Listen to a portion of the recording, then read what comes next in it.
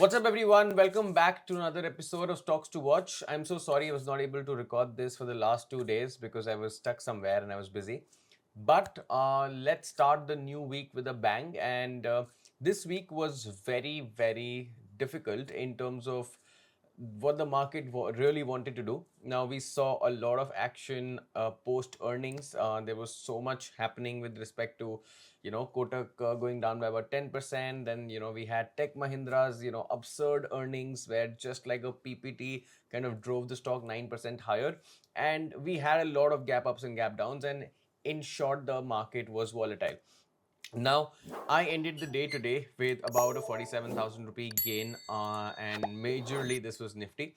Apart from that, there were a few stocks that were in our watch list that we traded, which I'm going to be discussing. So, one of them was, I think, OFSS. Wonderful setup. So, we also had HAL on our radar. So I'm showing all of these trades which are a part of, which the ones which we traded live with our members, and the ones which I showed you in the video, so that you can understand how to utilize this watch list really well. So OFSS was a similar, very, very simple setup. We actually took it for a swing, but we kind of got a move, really, really nice move, in the market. We didn't really have to wait for a swing. So I think this is where the stock was up 5%. We booked our gains. Similar thing, I think happened in Biocon, where we took a trade in Biocon as well. Very good, similar structure, 302, 292 SL. And then Biocon also, I think, did really well. So I'll just show that to you as well. So Biocon was also, moving nicely. Now, Nifty, on the other hand, so this was my trade on Nifty where I kind of scalped the entire move in Nifty. It was a little choppy, but I managed to, kind of scale this out positively. So these are the trades that, we kind of took. Apart from that, we also had a few, trades from our analysts which did really well. So REC was one of them, moved spectacularly well, and we had an understanding of how REC would do. Natco Pharma had a stop loss triggered.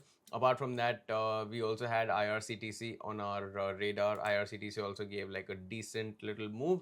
And apart from that, I think there were a few different plays that we played. Number one was in CG Power, and number two, I think it was in another name. I'll just reconfirm and tell you.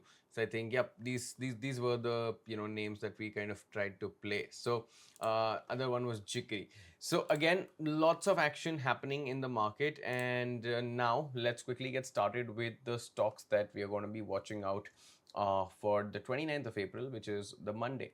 Now, Jikri, as I spoke about, now insurance companies are in focus. Today, we saw NIACL do really, really well. So I'll just open NIACL for all of you. It was up 7.5%. Now, a similar move is expected in Jikri, which is General Insurance Corporation of India. I think this could do a fantastic move.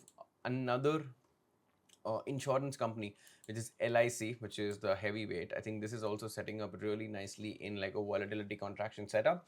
And I think this is ready to explode. So I think these two insurance companies definitely on my radar.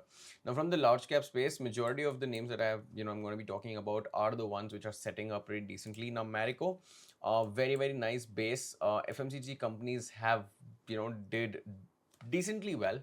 They fared really well. So I think Marico is something that I would like to explore. I would like to see how it moves out. Another similar setup was in BPCL, where the base is pretty nice and sorted, and I think there could be some action. Hind Petro, we saw 2 days back, moved really, really nicely on the back of good catalysts. So I think this would be an interesting one to watch out for. Tata Communications coming back to a very deep area of demand. So again, not something which is currently ready, but I think I have expectations from this. Central Bank of India, wonderful setup, and I think we've seen a bunch of banks do really well. Now, Kotak, just remove Kotak because they had the credit card issue. But apart from that, I think if you look at all other banks, even from the PSU and the large, even in the private banking space, I think banks are doing really well, and I think Central Bank of India could follow suit. Affle, another good structure coming to an area of demand, bouncing off the support area, and then again this has formed a nice little base. Now we saw mixed action in IT companies today post Tech Mahindra's good commentary that came in. So again, Affle is not like a direct peer group company of these big tech giants like Tech Mahindra, Infi, TCS, HCL Tech, etc. But I think Apple is more into the business of media and web development, etc. I think lots of tailwinds. This base, if it moves, it could be great. So we'll see how it moves out. Granules is the next name that I'm going to be talking about. So there were a bunch of pharma names which actually did well today, and there were a bunch of pharma names which I think would be on radar because of US FDA, trials. The results of those trials are going to come out. So we'll see what happens. But Granules is something which is setting up near an area of demand, narrow range, tight range base. If it decides to move, this can have like a decent set of move. Now, a disclaimer: we are already long on Biocon. I think I've already said shared that with you, and we have a swing position in that. So let's see how Granules plays out.